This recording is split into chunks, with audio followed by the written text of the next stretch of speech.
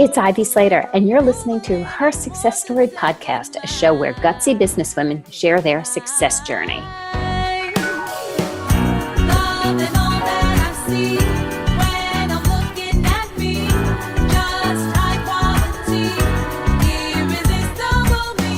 Hi, this is Ivy Slater. Welcome to today's episode of Her Success Story. As we continue on with this Women Leaders in the Law series, I am thrilled to introduce a colleague, a woman who's become a friend of mine over the years. We've networked together. We've spoken in panels in a variety of different ways together. Ariana Tadler is the founding partner of Tadler Law LLP, a WBENC-certified women-owned boutique law firm that offers an array of litigation and legal counsel services. With 27 plus years experience advocating for consumers and investors against corporate fraud, abuse, while litigating and managing securities, consumer, and data breach class actions and complex litigation. I can go on and on. Ariana, you have an enormous amount of experience, but more than that, you're an incredibly real, approachable, successful woman. So thank you for joining me here today. Thank you so much for having me. This is really a privilege and a pleasure to work with you. So I know you've been doing what you've been doing for many, many years. And then a few years ago, you were part of a much larger firm. You took the leap with the self-confidence of actually putting your name only on the door. Sure did. That was in June of 2019. Who would have ever imagined that within about 7 months from then, we would have entered into a pandemic? And so a good portion of our life cycle already has been lived through that. And I'm super proud of our team. Everybody really has collaborated throughout, come together and worked through what otherwise I think could have been a very, very challenging situation. And I know has been a very challenging situation, including for some of my competitors. And ironically, Ivy, you and I met right on the eve of that pandemic setting in at a women-owned law symposium that was spectacular. Yeah. And then who knew that we were going to be doing what we're doing? It is amazing. I have to say, it has been such a joy to watch you as a leader navigate this. You were really hunkered down in a very specific piece of the area of law for many, many years.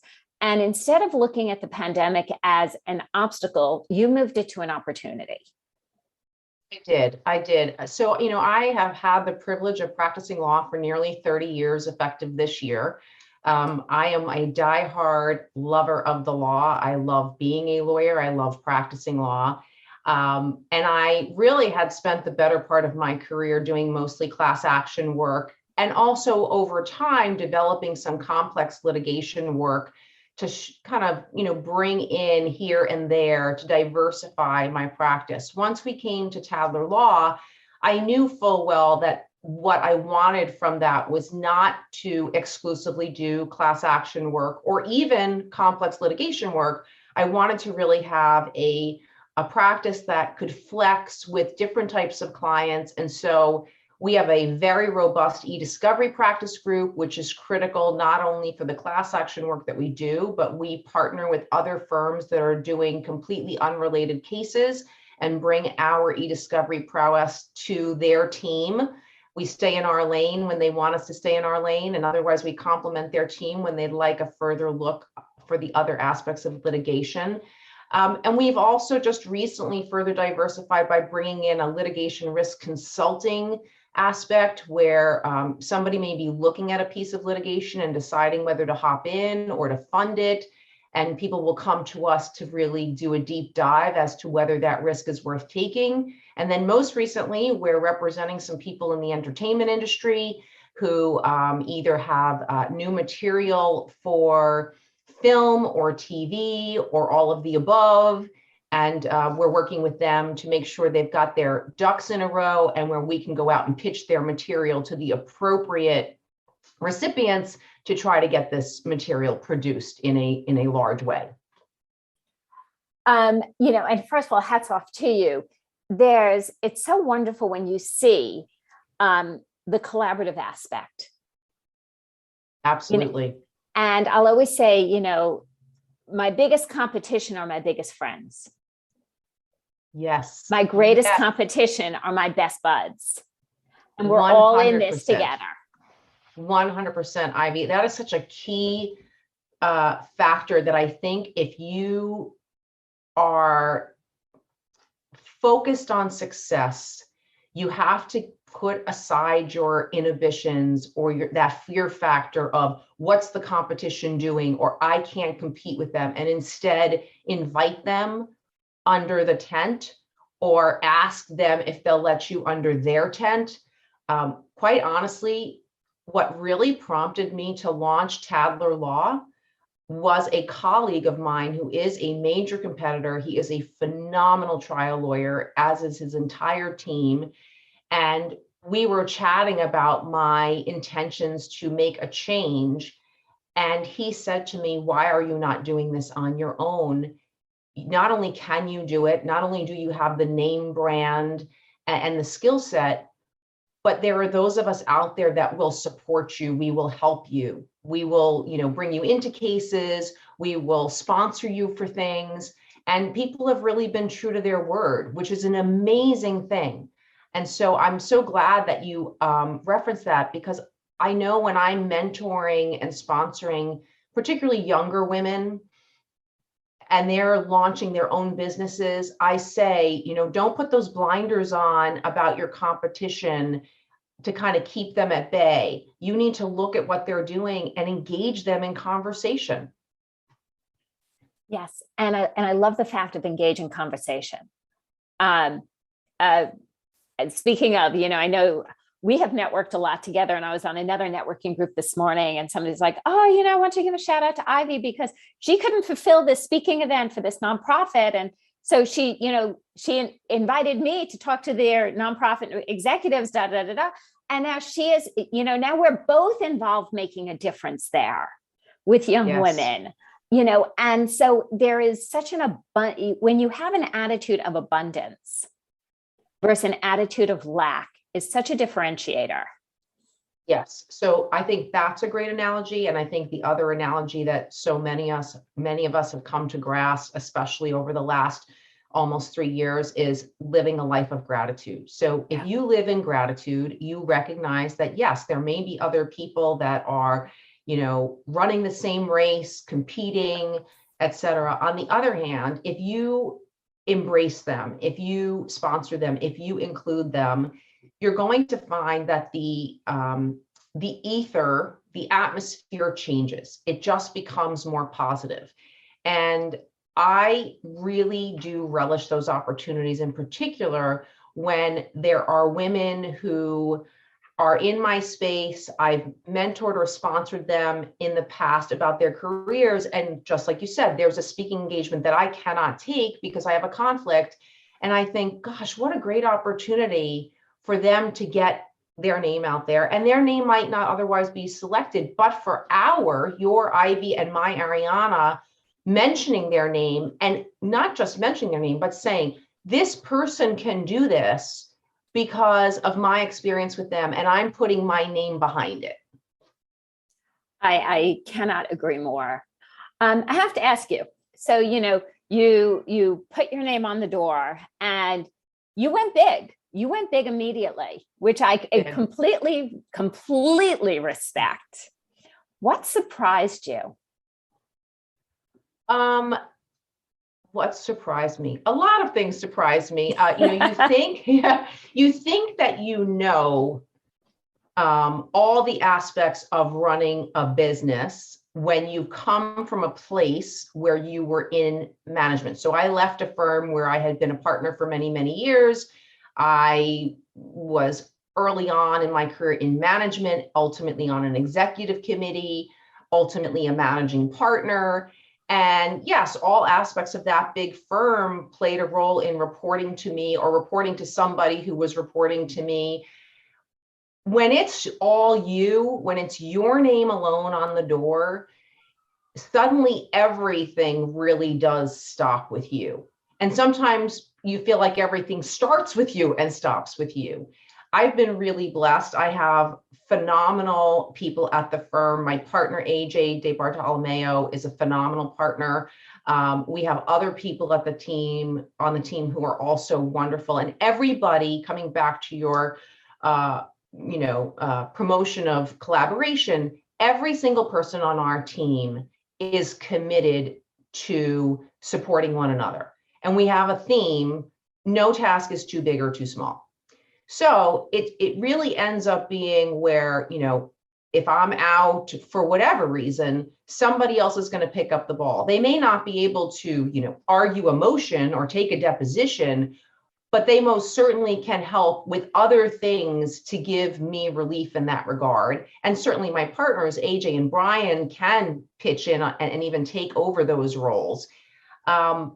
And I think we really are uniquely situated in terms of how we promote collaboration and how we do go big. We know there's a lot of risk, and certainly the work that we do is very risky from a financial perspective, because we do a lot of contingent work, which means we don't get paid unless we win, and we advance costs. So again, we don't get reimbursed unless we win. But I feel like everybody is on the team rowing in the same direction, focused on that same vista. And that I think is what has encouraged me to go big, feeling that I've got the right support group, and also recognizing that your support group may not be the same throughout the cycle of whatever it is that you have built and continue to build. People change their minds, they make different decisions, they stay, they go. I really do feel strongly about embracing and promoting people on the team and encouraging them. I also have learned that you need, as a leader, to be flexible and not become discouraged when somebody who's key on your team suddenly makes a different life choice. Yes, that's disappointing, but if you're a really great leader, you need to be able to flex quickly, and you need to be smart about it, and you need to be creative and open-minded about it. I like that, being creative and open-minded. Right. And, also in looking at a practice that's based on a lot of contingency work, you have to be sharp in your decisions. The collaboration really helps to be able to have people to talk through and assess risk. Is this a good investment for us? Because then you're, as attorneys, you're investing in the case with your clients. Correct. And you have to be on your money game. You have to be on your numbers game. Yes. And I think that is really a key factor. What were some of the surprises? It's not that it was a surprise, but now Money Mondays and Financial Fridays, which are phrases coined by Ivy Slater with me. She's the one who promoted this during a speaking engagement where I really got to know her better, or you better. It really is key to looking at all of the facets of your business, and not just looking at, the 30 and 60-day cycle. You really have to sit down and spend time at least once a quarter and project out for the next 9 months and then 2 years, because you want to know where you're going, how are you going to fund the operation, what kind of risk might you be willing to tolerate at any given point in those various cycles. And then also thinking about realistically, is this part of your 1 year, 3 year, 5 year plan? Right? I love practicing law. I love doing what I'm doing. I love the people that I work with internally and externally. I'm an empty nest now, as you well know. Will I want to do this the same way in 3 years versus 5 years? I don't know. Probably not. And the only reason I say probably not is by way of example. I just shared earlier on in our discussion today that since the launch in 2019, we've added litigation risk consulting. We've added entertainment work. So just in that first 3-year, and really it was in the first 2-year cycle, we were already further diversifying our practice to give us more opportunities for sure to build the business, but also to serve each of us individually in terms of our interests. Another example is, both Brian and AJ at my firm have really developed an employment practice representing employees as they make an exit from their employer or as they're morphing into a new employment opportunity. And it might be, negotiating a contract, negotiating out of a contract. Those are things that, while they weren't on our menu day one, each person has stepped up and said, hey, would we be interested in doing this? Would you, support this? The answer is yes, because we want it to be fun and interesting and not constantly doing the same thing all the time. Because I also believe when you flex your intellect and do things that are not necessarily in your historic lane, you end up being better at what was in your historic lane by virtue of opening your mind and being more creative. I happen to agree with that so much. And I don't want to be this in the same place in 5 years, because that means I would have been stagnating and not flexing my mind.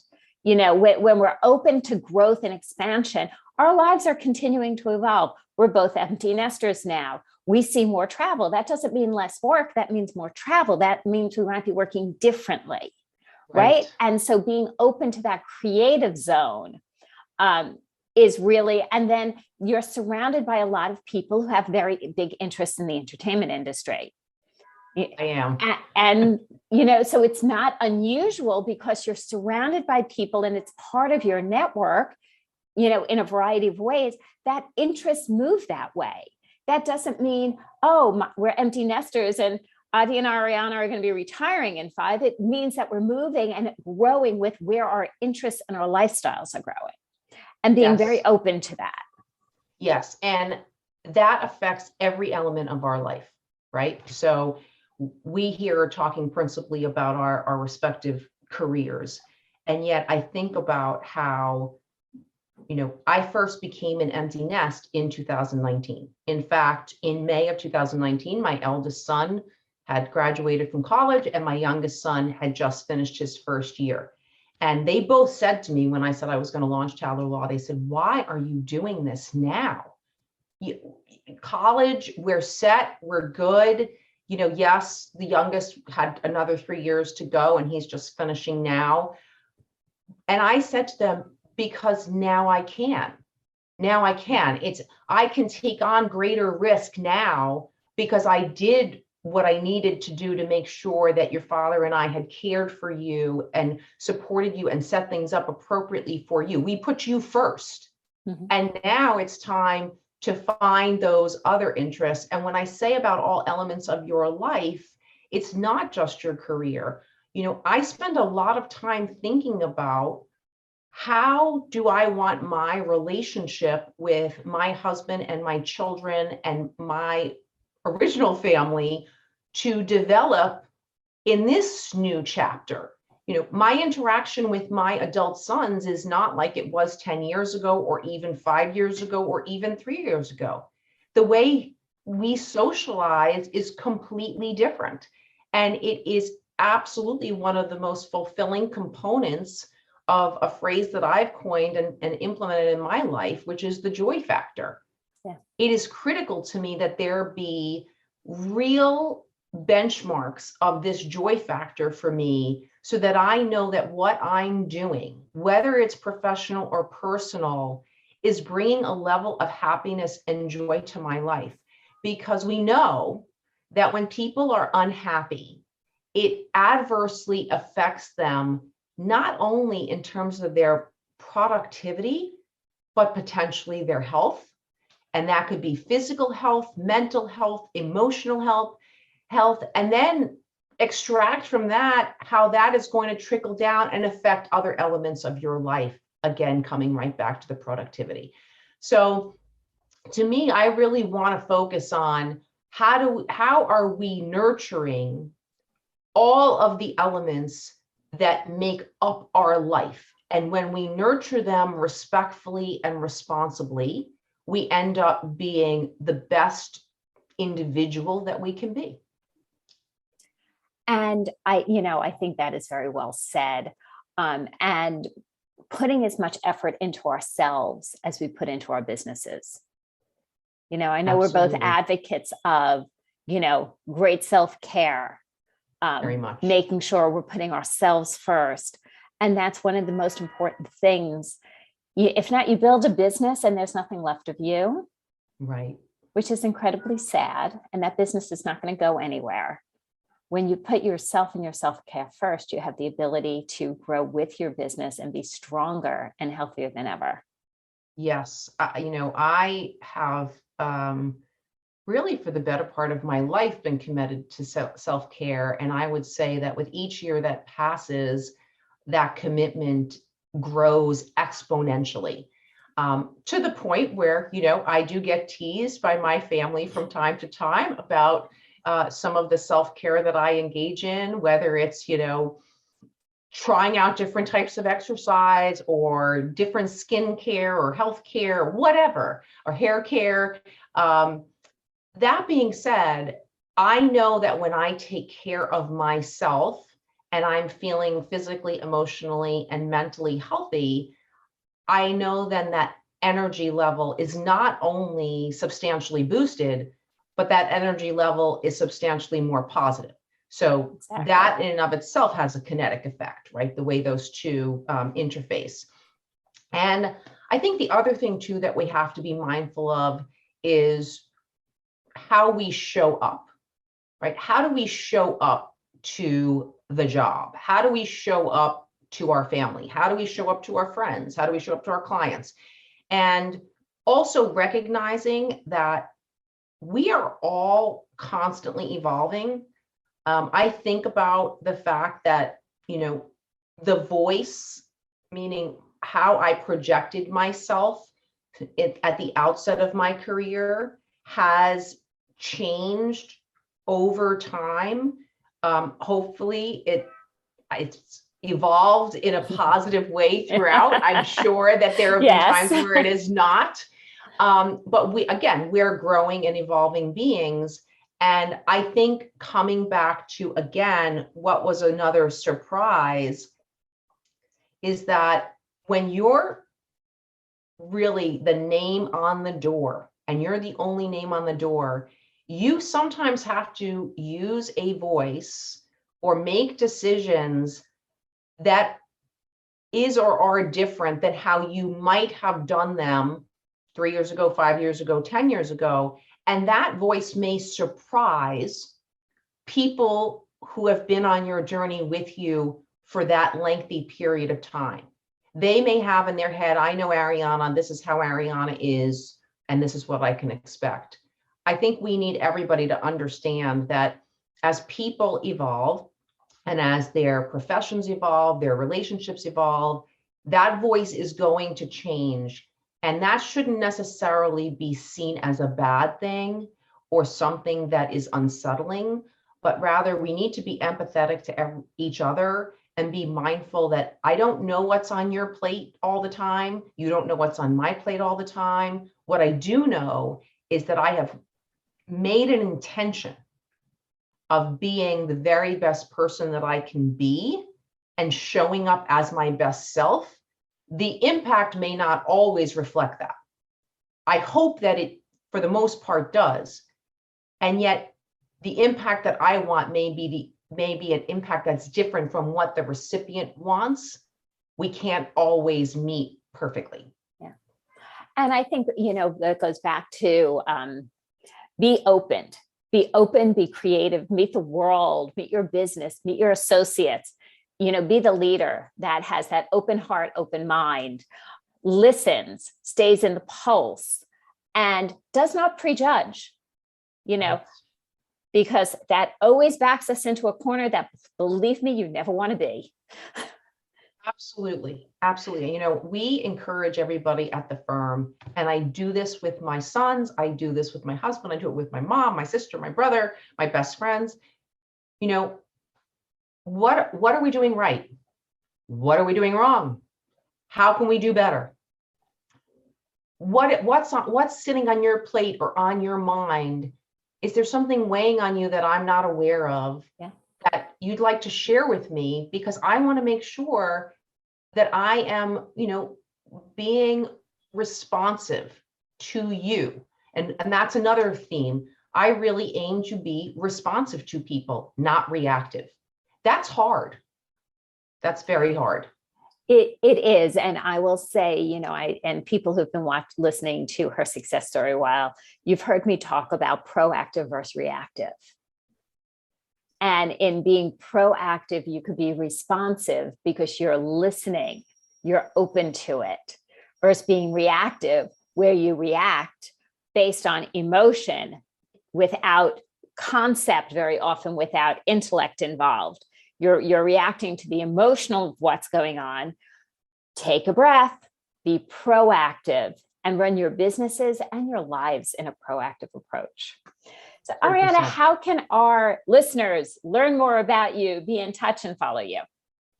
Sure. So you can give a look to our website, which is constantly being updated at tadlerlaw.com. You can find me on LinkedIn. Just search Ariana with one N, Tadler on LinkedIn.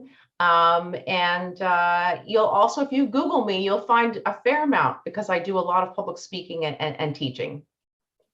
Wonderful. Listeners, what I say at the conclusion of her success story is you want to check out Ariana, you want to follow, you want to continue to learn. Take a moment and take a deep breath. What did you learn from listening in today? What was your aha? What did you take away? Take a moment, put that in the show notes, take your second breath and say, what is the action you're going to do from that? It's all about being in action is where your greatest growth and success is. Thank you for joining and love to hear about your thoughts and responses from this series of Women Leaders in Law. More next week, and hit subscribe as we come into your inbox for you every Monday morning with great new content and guests.